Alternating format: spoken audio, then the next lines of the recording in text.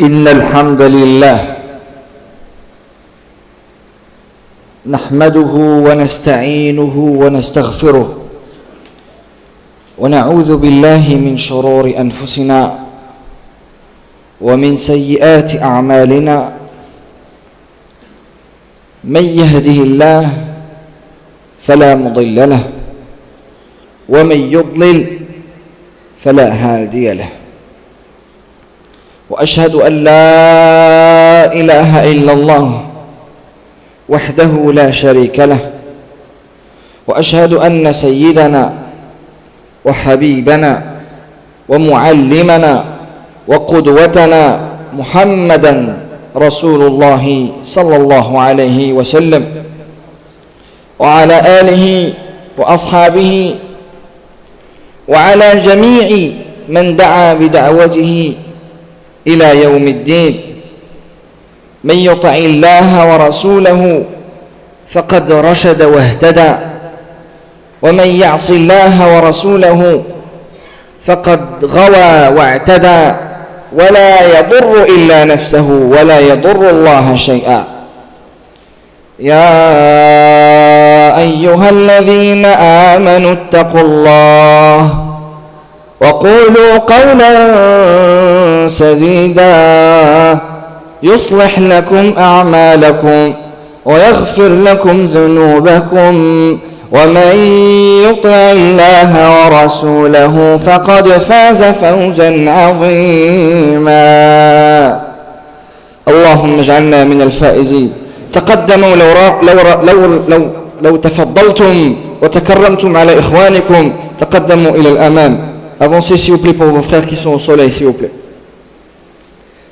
يا إخوة الإسلام، الأعمال بالخواتيم،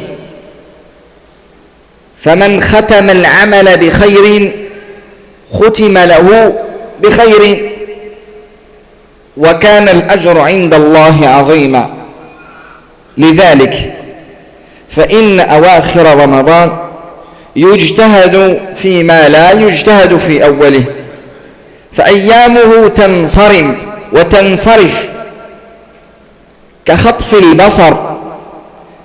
فكان النبي صلى الله عليه وسلم يعتكف كل رمضان 10 أيام، ففي العام الذي قبض فيه اعتكف 20 يوما، فكان يعتكف وينقطع مع القرآن. وكان جليسه أمين الوحي وأمين السماء جبريل عليه السلام. ما الذي جعل قدوتنا وإمامنا وأسوتنا يجتهد في العشر الأواخر من رمضان؟ لأنها ليلة ليست كسائر الليالي، ليلة نزل فيها القرآن، ليلة القدر. بسم الله الرحمن الرحيم. حميم والكتاب المبين، إنا أنزلناه في ليلة مباركة، ليلة القدر. فيها تقدر أقدار العباد على وجه الأرض، فيها يقدر رزقك، فيها يقدر أجلك، فيها يقدر عملك. فلا ينبغي أن تمر تلك الليلة وأنت غافل نائم ساهٍ لاهٍ في تلك الليلة. في تلك الليلة يقدر كل ما ستقوم به في العام، فلا ينبغي أن تكون في تلك الليلة عاصيا.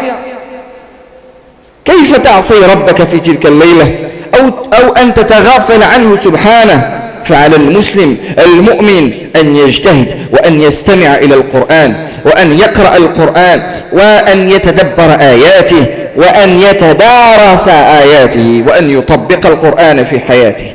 فالقرآن هو الشفيع المشفع، يأتي يوم القيامة مع الصيام، فإذا بهما يلقيان الحجج على صاحبهما يلقيان الحجج بين يدي المولى لصاحبهما لكي يشفعان في صاحبهما، فيقول القرآن: أي ربي منعته النوم بالليل فشفعني فيه. قائم بالقرآن، قائم ليله بالقرآن، متدبر في آياته وأحكامه. فنعم الصاحب أنت متى أحسنت صحبته، وبئس الصاحب أنت إن كنت تركته. وإن كانت علاقتك مع القرآن موسمية، إنما تسمعه في رمضان وتتركه في غير رمضان، تقطع صلتك به كأنك أو كأن لم يكن بينك وبينه صلة في رمضان. لا حول ولا قوة إلا بالله. بئس العبد لا يعرف القرآن إلا في رمضان، بئس العبد لا يصلي في جماعة إلا في رمضان، بئس العبد يطيع ربه في رمضان ويعصيه في غير رمضان. فيعبد رمضان ولا يعبد رب شهر رمضان. إنما أراد الله لك ولي من خلال هذه الأيام أن نتدبر آياته، وأن نتدبر أو أن نتدرب لكي نستمر أن نحسن العلاقة بيننا وبينه سبحانه وتعالى حتى نلقاه وهو راض عنا. لما أتت ليلة القدر ضاق السماء لنزول الملائكة، تتنزل الملائكة والروح فيها، وضاقت كذلك صدور المفسدين شياطين الإنس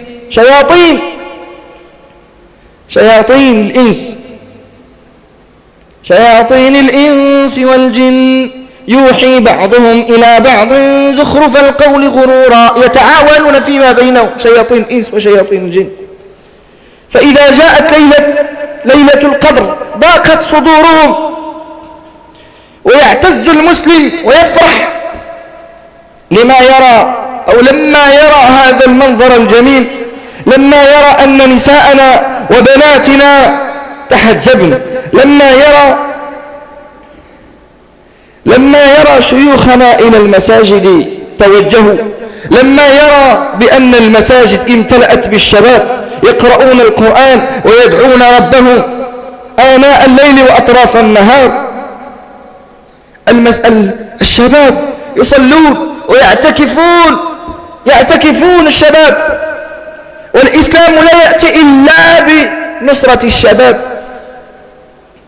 إنهم فتية آمنوا بربهم وزدناهم هدى. ربوا شبابكم، وجهوا أولادكم. إنهم فتية آمنوا بربهم فما آمن لموسى إلا ذرية من قومه الذين كانوا مع النبي صلى الله عليه وسلم الشباب.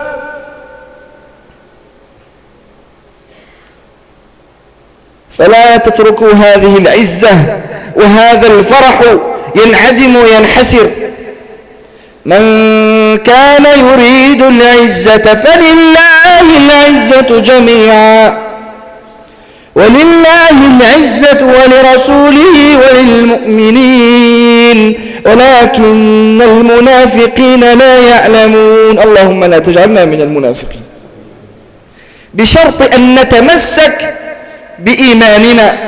ربنا يقول: وأنتم الأعلون. أنتم الأعلون. الشرط إن كنتم مؤمنين. فلنتمسك بهذا القرآن، فاستمسك بالذي أوحي إليك إنك على صراط مستقيم. والذل والهوان على من تمسك بغيره. فليلة القدر في الوتر من العشر الأواخر من رمضان كما جاء في حديث ابن عمر رضي الله عنه قال رسول الله صلى الله عليه وسلم: تحروا ليلة القدر في الوتر من العشر الأواخر من رمضان. فإذا انتهيت من عبادتك، من عبادة الصلاة، استغفرت ربك. أول حاجة لما تنتهي من صلاتك ماذا تقول؟ أستغفر الله أستغفر الله أستغفر الله، لأنك مهما فعلت فعبادتك ليست خالصة، ليست كاملة، فتستغفر ربك. كذلك رمضان، فإن عليك يا أخي المسلم أن تستغفر ربك لما وقع منك من نقص، من تقصير وغفلات أثناء هذا الشهر المبارك. ثم عليك يا أخي أن تدفع صدقة، زكاة الفطر، عليك وعلى أسرتك، وهذا قبل صلاة العيد. لا تنتظر آخر لحظة وتدفعها، من الآن ادفعها يا أخي. يقول المولى جل في علاه: خذ من أموالهم صدقة تطهرهم وتزكيهم بها وصل عليهم إن صلواتك سكن لهم والله سميع عليم. وإذا سأل سائل: هل زكاة الفطر تعطى طعاما أو تعطى مالا؟ نقول للناس بأنهم مخيرون، فإذا عرفوا مساكين يأخذون طعامهم هذا فبها ونعمت، فإذا ما عرفوا أحدا يأخذ عنهم طعامهم فليعطوا مالا. ولهذا سند وقول عند علماء الإسلام في إعطاء زكاة الفطر مالا. ولا نتعصب لرأي دون رأي، إذ للرأيان سند ودليل. لما تكلم أبو حنيفة، ولما تكلم ابن تيمية، ولما تكلم عمر بن عبد العزيز، ولما تكلم سفيان الثوري، فلا ينفع كلامك. وحديث النبي الذي تذكره لي أتظن لحظة بأن أولئك لم يمروا عن هذا الحديث؟ فانتظروا حتى تأتي أنت وتذكرهم بهذا الحديث. فاحترموا العلماء واحترموا الآراء واحترموا المدارس. وزكاة الفطر تعطى مالا، هذا الذي جرى عليه العمل في بلدنا هذا. فإذا أردت أن تعطيه طعاما فأعطه. لا نتعصب لرأي دون رأي، والاختلاف وارد، ولعلنا نتطرق لهذا الأمر. الاختلاف الفقهي وارد. أما اختلف الصحابة رضوان الله عليهم أمام النبي صلى الله عليه وسلم، قال لهم: صلوا العصر في مكان، ولما وصل وقت العصر بعضهم صلى وبعضهم لم يصلي حتى أن وصلوا إلى ذلك المكان.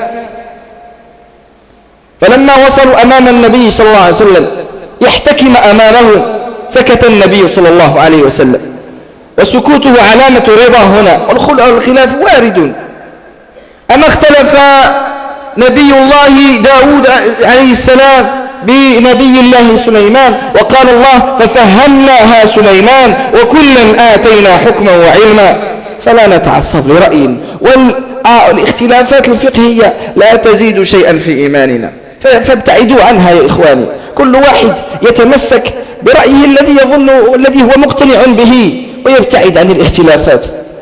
الاختلافات لا تزيد إلا اختلاف. ابتعدوا عن الاختلافات، كل واحد يأخذ ما هو مقتنع به، وابتعدوا يا إخواني عن الاختلافات.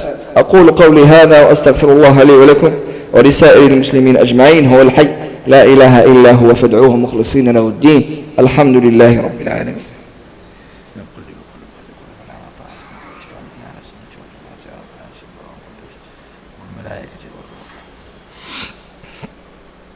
الحمد لله وكفى، صلاة وسلاما على عباده الذين اصطفى، لا سيما الحبيب المصطفى. Louange à Allah, Seigneur des cieux et de la terre. Louange à Allah qui nous a permis de jeûner. Louange à Allah qui nous a permis d'entrer dans ces mosquées. Louange à Allah qui nous a permis de prier autant. Louange à Allah qui nous a permis durant ce mois d'écouter des sermons, d'apprendre des nouveaux enseignements de l'islam. On témoigne qu'il est l'unique, qu'il est le seul qui mérite d'être adoré. Et son prophète Muhammad sallallahu alayhi wa sallam, son serviteur, est le dernier de ses messagers. Nous nous retrouvons aujourd'hui dans les derniers instants de Ramadan. Comme le dit si bien le prophète sallallahu alayhi wa sallam, le Ramadan, c'est comme un marché. C'est comme un marché qui est étalé. C'est-à-dire que ce marché, quand on rentre dans le marché le matin, il s'étale. Et ensuite qui est emballé. Celui qui aura pris des bénéfices et qui aura su faire des affaires, il aura gagné. Et celui qui aura regardé mais qui n'aura rien fait, il sera parmi les perdants. On demande à Allah Azza wa Jal de ne pas être parmi les perdants. Dans ces instants ultimes de Ramadan, où tout va de plus en plus vite, le prophète sallallahu alayhi wa sallam avait l'habitude de faire encore plus d'efforts. Il s'isolait dans la mosquée les 10 derniers jours. Et l'année où il a été pris, il est resté dans la mosquée 20 jours. Qu'est-ce qu'il faisait? Il étudiait le Coran. Il lisait le Coran. Avec qui? Avec Jibril alayhi salam. Et pourquoi le prophète sallallahu alayhi wa sallam se donnait autant d'importance à ces jours bénis? Car le Coran est descendu lors des 10 dernières nuits, les jours impairs. On appelle cette nuit-là Laylatul Qadr, la nuit du destin. Car le destin de tout à chacun, il est partagé. La mort, la richesse, le mariage, les enfants, le bonheur, le malheur, les accidents, ils seront partagés cette nuit-là. Donc il serait d'une grande maladresse de dormir cette nuit-là, ou de désobéir à Allah cette nuit-là, ou encore de suivre la passion cette nuit-là. La nuit du destin qui se trouve dans les nuits impaires des 10 dernières nuits, 21, 23, 25, 29, 27 et 29. D'après certains savants, le 27. Donc notre effort doit être constant. Le prophète sallallahu alayhi wa sallam, il dit, faites la prière du tarawih jusqu'à que l'imam se lève, il vous sera comptabilisé comme une nuit de prière. Vous ne savez pas comment vous avez rendu la mosquée, vous lui avez rendu le sourire. Comment vous lui avez rendu ce sourire, ce bonheur? Vous avez donné un bonheur à la mosquée par votre venue en masse. Des hommes, des femmes, des enfants, durant ce mois de Ramadan. Donc ne le rendez pas triste après Ramadan. C'est pas Ramadan, il va passer, la mosquée sera triste de ne plus vous voir. Et elle sera obligée d'attendre jusqu'au prochain Ramadan. Et qui te garantit à toi mon frère qu'il y aura encore un Ramadan pour toi? Une sœur encore, elle est décédée. Une sœur des environs ici de Moissy Kramayel, elle est décédée. Ça peut arriver à toi ma sœur, ça peut arriver à toi mon frère, quel que soit ton âge, les jeunes. La mort peut arriver à chaque instant. Vivez l'instant présent comme si c'est le dernier, devant Allah Azza wa Jal. Comment vous avez rendu notre fierté, la fierté de l'islam, avec des jeunes qui prient Allah Azza wa Jal, qui prient Allah Azza wa Jal et qui l'invoquent, et qui s'isolent dans la mosquée pour Allah Azza wa Jal, et qui s'isolent avec les paroles d'Allah Azza wa Jal. Des sœurs qui mettent leur voile correctement, et qui s'habillent correctement, et qui parlent correctement, et qui ont un bon comportement. Des frères, des jeunes, des enfants qui viennent à la mosquée, qui ont un bon comportement. Wallahi la ilaha illahu. Vous avez rendu la fierté à l'islam. Les jeunes qui viennent écouter les prêches, Wallah, Allah il est fier de vous, l'islam il est fier de vous. Mais ne détruisez pas cette fierté, la fierté de l'islam après Ramadan. Les sœurs, mettez votre voile, continuez à mettre votre voile. Les frères, toujours méditez sur le Coran, posez des questions. Est-ce que tu n'as pas honte qu'il y a des choses dans ta religion que tu fais, tu ne comprends pas? Ton cerveau, il est où? Toute chose que tu fais dans la religion, tu dois le faire avec connaissance de cause et savoir le pourquoi du comment, pourquoi on fait la prière, pourquoi on donne la zakat, pourquoi le prophète sallallahu alayhi wa sallam il faisait telle chose ou telle chose. On doit se rapprocher, demander, adorer Allah pendant Ramadan et après Ramadan. Subhanallah, celui qui mérite d'être adoré pendant Ramadan, il ne mérite pas d'être adoré après Ramadan. Pourquoi on adore Ramadan? Celui qui fait ça, celui qui pendant Ramadan il fait des efforts et après Ramadan il délaisse tout, c'est comme celui qui a bâti un bâtiment et qui après il laisse ce bâtiment là. C'est comme celui qui il fait plein d'efforts, mais il n'adore pas Allah Azza wa Jal, il adore Ramadan. Il attend que Ramadan vienne pour qu'il adore Allah Azza wa Jal. Ramadan est une rampe de lancement. C'est l'occasion d'ouvrir un nouveau dossier, de faire ensemble. Ça qui est bien, c'est qu'on fait tarawih, on fait ensemble. Et on mange ensemble, on fait toutes les choses ensemble pour raviver cette flamme de la fraternité. C'est l'occasion de faire ensemble de gros bénéfices. C'est l'occasion ensemble de se rapprocher d'Allah Azza wa Jal. On sait très bien que notre mois aurait pu être meilleur si on avait fait un peu plus d'efforts. Donc on demande beaucoup de pardon à Allah Azza wa Jal. Aïcha radiallahu anha demande au prophète sallallahu alayhi wa sallam, si je parviens à trouver cette nuit-là, qu'est-ce que je dis à Allah Azza wa Jal? Le prophète sallallahu alayhi wa sallam lui dit, Ya Allah, innaka afuun karimun tuhibbul afwa fa'fu anna. Tu es pardonneur et généreux et tu aimes le pardon, pardonne-nous. On demande à Allah Azza wa Jal de nous pardonner. Et aussi on donne l'aumône, le zakat ou le fitr, pour élever notre adoration de Ramadan. On la donne avant la prière de l'Eid. N'attendez pas le dernier moment, dès maintenant, commencez à la sortir. La zakat, à la base, était donnée en froment, en farine, en date. Puis certains compagnons, donc elle était donnée à la base en froment. Puis certains compagnons l'ont donnée sous d'autres formes, en raisin sec, en date, en plusieurs formes de nourriture. Aussi, elle a été donnée sous l'ordre d'un compagnon en tant que vêtement. Puis des savants références ont donné leur avis favorable pour donner la zakat en argent.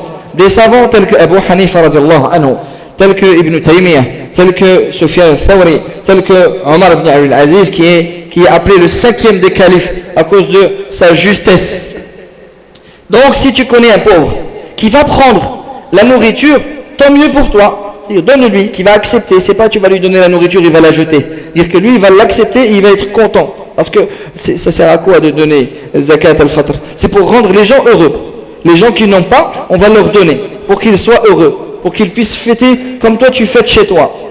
Donc si tu trouves quelqu'un qui accepte ta nourriture et qui en est content, fabiha wa ni'mat, alhamdulillah. Mais si jamais tu ne trouves pas, tu donnes en argent. Mais il faut rester poli, il ne faut pas être sectaire. Certains gens, j'ai vu sur internet, subhanallah, ils disent, celui qui donne la zakat, qui ne la donne pas en nourriture, il fait la guerre à Allah et son prophète. La ilaha illallah. Et les savants, l'armée des savants. Combien de savants qu'ils ont dit qu'on pouvait le donner en argent? Donc il faut rester poli. Et le hadith que vous allez me citer, est-ce que tu penses un instant que cette armée de savants, nous citons que Abu Hanifa radiallahu anhu. Vous croyez un instant que ce hadith il ne l'a pas vu? Ibn Taymiyyah, vous croyez qu'il ne l'a pas vu ce hadith? Sufyan al-Thawri, il n'a pas vu ce hadith? Qui es-tu? Tu es l'imam al-Mahdi. Donc si tu es l'imam al-Mahdi, je prends ta requête. Mais si tu n'es pas l'imam al-Mahdi, je ne peux pas prendre ta requête. Abu Hanifa il a parlé, Ibn Taymiyyah il a parlé. Donc il y a deux avis. Prends l'avis qui te sied et auquel tu te sens apaisé, mais ne va pas faire la discorde entre les frères. La discorde ne sert à rien. Donc respectez les savants, respectez les écoles, chacun y suit la vie lequel il sent le plus serein et il s'éloigne des divergences. Donc juste avant de faire dua, Inch'Allah, j'ai quelques annonces. Donc aujourd'hui justement, il y aura un cours spécial sur la zakat de Cheikh Guéton. Donc ceux qui ont des questions, ils peuvent venir, Inch'Allah, et ils poseront leurs questions après le cours, Inch'Allah. Ensuite, on ne va pas oublier, Inch'Allah, d'invoquer une sœur qui est décédée, Rahimahallah. La troisième chose, il y a une caisse qui est mise ici pour le concours des enfants de Savini, ceux qui ont participé pendant le Ramadan. Donc, on va leur faire un concours, tout ça dans le but d'inculquer dans leur personne la valeur du Coran et l'amour du Coran. Et la quatrième chose, n'oubliez pas de regarder le tableau des Dorous, le tableau des cours, pour voir les cours qui vont se passer durant ce week-end. Donc, Inch'Allah, سيكون اليوم درس خاص حول الزكاة إن شاء الله لمن كان له استفسار أو ما شابه ذلك. الثانية بأن هناك وضعت ولمن أراد أن يدفع لجمع التبرعات للمسابقة القرآنية الخاصة بطلبة سافيني. والثالثة بأن هناك لائحة دروس لمن أراد أن يستشير ويعلم من سيأتي وموضوع الدرس إلى آخره. جزاكم الله عنا خير الجزاء. اللهم إنك عفو كريم تحب العفو فاعف عنا. اللهم إنك عفو كريم تحب العفو فاعف عنا. اللهم إنك عفو كريم تحب العفو فاعف عنا. اللهم تقبل منا الصيام والقيام. اللهم تقبل منا الصيام والقيام. اللهم تقبل منا تلاوة القرآن. اللهم اجعل القرآن شفيعا لنا. اللهم اجعل القرآن العظيم ربيع قلوبنا ونور صدورنا وجلاء أحزاننا وذهاب همومنا وغمومنا يا ذا الجلال والإكرام. اللهم اعتق رقابنا من النار. اللهم اعتق رقاب أمهاتنا من النار. اللهم اعتق رقاب آبائنا من النار. اللهم اعتق رقاب شبابنا وأولادنا من النار. اللهم اعتق رقاب أمة محمد من النار. اللهم إنك عفو كريم تحب العفو فاعف عنا. اللهم انصر إخواننا المظلومين في كل مكان في مشارق الأرض ومغاربها. ندعوك بدعاء سيدنا نوح. اللهم إنا مغلوبين فانتصر. اللهم إنا مغلوبين فانتصر. اللهم إنا مغلوبين فانتصر. اللهم عليك بالطغاة الظلمة خذهم أخذ عزيز مقتدر. أرهم يوما أسودا أرنا فيهم قوتك أرنا فيهم عذابك. اللهم يا رب المستضعفين إلهنا اللهم انصر الإسلام. اللهم ارحم موتى المسلمين. اللهم ارحم موتى المسلمين. اللهم ارحم موتى المسلمين الذين شهدوا لك بالوحدانية وماتوا على ذلك. اللهم ارحمنا. اللهم ارحمنا وارحم والدينا وارحم من علمنا وارحم خدام المساجد. وارحم خدام المساجد أولئك الذين يلبسون اللباس الأصفر. اللهم نورهم. اللهم نور وجوههم. اللهم كما سهلوا لنا اللهم سهل لهم. اللهم سهل لهم. اللهم أعنهم على طاعتك ومحبتك. اللهم أعنهم على طاعتك ومحبتك. اللهم اغفر. اللهم ارزقهم ذرية حسنة. اللهم ارزقهم ذرية حسنة واحفظهم بين أهاليهم. واحفظهم بين أهاليهم وتقبل منا ومنهم. اللهم اغفر لجميع المسلمين والمسلمات الأحياء منهم والأموات إنك سميع قريب مجيب الدعوات يا أرحم الراحمين. سبحان ربك رب العزة عما يصفون وسلام على المرسلين والحمد لله رب العالمين. ويغفر الله لعبد قال آمين.